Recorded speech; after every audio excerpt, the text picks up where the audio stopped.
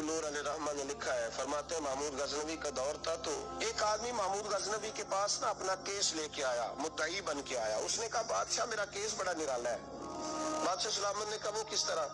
कहने लगा ये मेरे पास एक थैली है, मैं ना सफर पे जाने लगा तो ये थैली पूरी हीरों की भरी हुई। फलां इलाके के जो काजी साहब है ना, मैं जाती दफा मैं कहीं सफर पे जा रहा था तो मैं उनके पास छोड़ गया कि रास्ता लंबा है, कहीं कोई मुझसे छीन ना ले, हीरों की भरी हुई। कुछ दिनों के बाद मैं वापस आया हूँ, काजी साहब ने मुझे थैली वापस की है तो इसमें हीरों की बजाय खोटे सिक्के निकले। अब मैंने काजी साहब से कहा है तो काजी साहब तो मेरे गिरेबान तक आते हैं, वो कहते हैं बता कहीं से फटी है, खुली है? वो जिस तरह टांके लगा के तूने सी थी उसी तरह लगे हुए हैं कि नहीं? तो हुजूर लगे भी बिल्कुल उसी तरह है, न फटी है न खुली है। अब मैं लुट गया हूँ, मेरी कुल उम्र की कमाई जाया हो गई, खोटे सिक्के कहाँ और हीरे कहाँ? तो मेहरबानी करें और आप की बारगाह में अल्लाह रसूल के नाम पर हलफ देता हूँ कि मैं हूँ बिल्कुल सच्चा। महमूद गजनवी कहने लगे तू जा, थैली छोड़ जा, और जब मैं तुझे बुलाऊंगा फिर दोबारा आना। शख्स चला गया। महमूद गजनवी उठे, दरबार बर्खास्त किया, लोगों से कहने लगे चले जाओ, मैं 3 दिन के लिए सैर करने जा रहा हूँ, 3 दिन के बाद लौटूंगा। अकेले जब रह गए ना महमूद दरबार में तो महबूब ने छुरी मंगाई। जिस तख्त पे बैठते थे वहां गद्दा बिछा हुआ था, ये गद्दा पड़ा है ना, गद्दा बिछा हुआ, तो महमूद ने छुरी के साथ उसको फाड़ डाला और छुरी जेब में रखी निकल गए। कहने लगे मेरे बाद कोई मेरे दरबार वाले इहाते में दाखिल ना हो। महमूद चले गए। अब वो सफाई करने वाला जब आया ना, उसने आके देखा तो गद्दा तो फटा हुआ है। उसने शोर डाल दिया, पहरेदार भी आ गए, फलां साहब भी आ गए, फलां साहब। उसने कहा वो खुदा के बंदो, उसका गद्दा फट गया है, वो तो माल डालेगा। उसने कहा था सिवाय सफाई और निगरानी वाले के दूसरा है कोई ना, और यहाँ आया भी कोई नहीं, पहले दिन ही फटा हुआ तो लटका देगा सबको, क्या करें?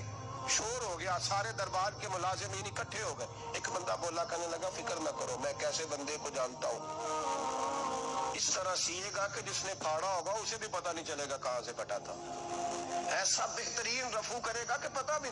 उसने कहा यार हम सारे 1-1 महीने की तनख्वाह देते हैं, तू बंदा बुला। वो बुला लिया उसको, उसका नाम मोहम्मद रफूगर था। वो आया, उसको गद्दा दिखाया, उसका यार इस तरह सीना पता ना चले। उसने कहा फिक्र ही ना करो, मैं बड़ा कारीगर हूँ। बड़े बड़े कारीगर लोग नहीं हमारे मुल्क में पाए जाते, कोई निशान छोड़ते हैं पीछे? बड़े कारीगर या पैसे होने चाहिए, बड़े बड़े कारीगर बंदे। आप यकीन करें ऐसा ऐसा फलसफा, ये उम्रा इबादत है ना, सरकार दो आलम सल्लल्लाहु अलैहि वसल्लम की बारगाह की हाजिरी बड़ी नेमत है ना। तो सऊदी गवर्नमेंट ने पाबंदी लगा दी, खैर उनकी भी ज्यादती है, इस तरह की पाबंदियां शरीयत इस्लामिया में जायज नहीं। अल्लाह के घर मुसलमान जब चाहे जा सकता है, लेकिन वो कहते हैं जी 2000 रियाल दे जिसने 2 साल बाद भी आना है। उन्होंने पाबंदी लगाई तो हमारे एजेंटों ने भी कई खास ट्रेनिंग हासिल की हुई है, पता नहीं कहाँ से सीख के आए, उन्होंने भी रास्ता निकाल लिया।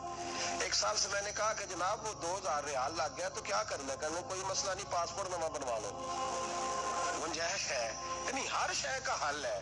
तो मैंने कहा यार अब उमरा करने जाते वक्त भी बंदा धोखा दे के जाए, अल्लाह के घर जाते वक्त भी इस तरह की हरकत करे, क्या हाल हो गया? हर चीज का लोगों ने हल निकाल लिया, हर चीज का लोगों ने स्टाइल बना ली। ऐसा न करें, ये दुरुस्त नहीं। अहमद रफूगर कहने लगा इस तरह सीऊंगा कि फाड़ने वाले को भी पता नहीं, उनका पैसे ले यार तो सी दे। उसने सीधी अगले शाम ही ला के बिछा दिया गद्दा। तीसरे दिन बादशाह सलामत आए, आके पहली नजर गद्दे पे डाली। उसने बुलाया सब मुलाजिमीन को, कहा किसने सिया है? कहा जनाब क्या हुआ? कहा ये फटा हुआ था। किसने? कहा नहीं फटा ही नहीं। तो कहने लगे बनो मत, मैं खुद फाड़ के गया था, तो बताओ सही सिया किसने है? कहा जनाब आप फाड़ के गए थे तो बताया क्यों नहीं? फरमाने लगे इसीलिए तो बताया नहीं था कि तुम खुद तहकीक कर लो, बुलाओ बताओ सिया किसने। तो बुला लिया, अहमद रफूगर आ गया। उसको जब बुला के सामने बादशाह खड़ा किया, कहा भाई तूने सिया है? कहने लगा हुजूर आपके सारे मुलाजम इकट्ठे होके आए थे, मेरी गलती कोई नहीं। कहा नहीं यार तू बड़ा कारीगर है, मैंने अपने हाथ से फाड़ा था पर मुझे भी नहीं पता चल रहा कहाँ से फटा था। अच्छा ये बता ये थैली जो है ये भी तूने सी थी? उसने कहा जी आपके खादम का ही कारनामा है, वो फलाने इलाके के काजी साहब आए थे, इसमें से हीरे निकाल के तो खोटे सिक्के भरे थे, तो मुझे भी थोड़ा सा हिस्सा मिला था। महमूद ने सारे गवाह भी इकट्ठे कर लिए, सबूत भी इकट्ठे कर लिए। फिर काजी को बुलाया, पहले सारे सबूत और गवाह केस हल कर लिया। फिर हमारे यहाँ ये हाल होता है कि मुद्दई 2-3 हफ्ते के बाद खुद ही हाथ बांध जाता है, कहना तुसी मेरी जान छड़ो, मुजरिम फड़ो भावे ना पड़ो। वो कहता है मुझे माफी दो, मैं रहा। जुल्म है ना, जुल्म ज्यादती है कि जो बेचारा इतने सवाल मुजरिम से नहीं होते जितने मुद्दई से होते। आप यकीन करें कितने सवालात होते, बेचारा हफ जाता है। ये तरीका दुरुस्त तो नहीं है कि लुट गया और दूसरा तरह तरह के सवालों के जवाब देता फिरे बेचारा। सारे सबूत इकट्ठे करके काजी साहब को बुलाया, तन्हाई में ले जाके महमूद गजनवी ने कहा काजी साहब आपसे गलती हो गई, गरीब आदमी था, तो लुट गया है, उसने तो बड़ी मुश्किल से कुछ हीरे जमा किए थे और उसकी कुल कायनात थी, तो आप उसका माल उसे दे दे, बात खत्म। काजी साहब कहने लगे आप मुझ पे इल्जाम लगा रहे, सवाल ही नहीं पैदा होता। आप मेरी दाढ़ी देखें, आप मेरा एजाज देखें, दुनिया जानती है मैं इस तरह। काजी साहब इंसान भूल ही जाता है, बंदा भूल जाता है, गलती होगी मान ले। का नहीं सब का मैं तन्हाई में पूछ रहा हूँ, मैं उस वक्त पूछ रहा हूँ जब दूसरा मौजूद कोई नहीं। आज तौबा कर ले, मैं कुछ नहीं कहूँगा, तू मेरी जुबान पे एतबार कर, तुझे पता है मैं जो कहता हूँ उस पे अमल भी करता हूँ, बाज आ जा। पर काजी ने कहा नहीं मेरी गलती कोई नहीं। महमूद ने फिर बड़े दरबार में बुला लिया, मजमा आम में। मोहलत के दिनों में जो तौबा कर ले वो बच जाते हैं, लेकिन लोग रुस्वानियों के दिनों में भी वापस लौटते हैं अगला घर देख के, फिर हालात और तरह के हो चुके होते हैं। जब बड़े दरबार में काजी को बुलाया, भाई तू मानता है कि नहीं? उसने कहा नहीं। तो कहा बुलाओ अहमद रफूगर को। जब अहमद रफूगर आया तो बूढ़े काजी की टांगे कांपने लगी, जुमले टूटने लगे, लफ्ज जमीन पर गिरने लगे, बात सही नहीं होती, जुबान लड़खड़ाने लगी। महमूद कहने लगे काजी मैंने तुझे कहा था वहां मान जा बात, अब बड़े दरबार में बोल। जब काजी साहब की गर्दन खुद ब खुद झुक गई तो दुनिया समझ गई। कल निकल जा मेरे दरबार से। महमूद बोले निकल जा, इतनी तुझे इज्जत दी, इतनी बड़ी तनख्वाह दी, काजी बनाया, और ये छोटी सी रकम के लिए, थोड़ी सी रकम के लिए तू बददियानत हो गया, चल चला जा, निकल। काजी दरबार से निकला तो लोग लानते बरसाने लगे। कल जो दुकानें छोड़ के सलूट करने आते थे वो कहने लगे इसकी उम्र देखो, इसके काम देखो, देखो इसने क्या किया। घर गया, बच्चे जिनके लिए पाप कमाया था, जिन्ना ली तू पाप कमाए हुन किथे नहीं हो तेरे घर दे। वो बच्चे कहने लगे अब्बा जी हम तो स्कूल मदरसा जाने के काबिल नहीं रहे, उम्मीद थी कि बीवी साथ देगी। वो कहने लगी मैं मेके कैसे जाऊंगी। गली की औरतें तरह तरह की बातें बनाती हैं। और भाई कामयाबियों के बड़े सरबराह होते हैं, कोई कामयाब हो जाए तो सारे कहते हैं मेरी सपोर्ट से हुआ है। नाकामियां हमेशा यतीम होती हैं, नाकामियों का कोई सरबराह नहीं होता। जब तक तो काजी था तो बड़े बात थी, हर बंदा कहता था रिश्तेदार है, और रुसवाई हो गई तो वो तेरी आंख हो या संगे मलामत की चुभन।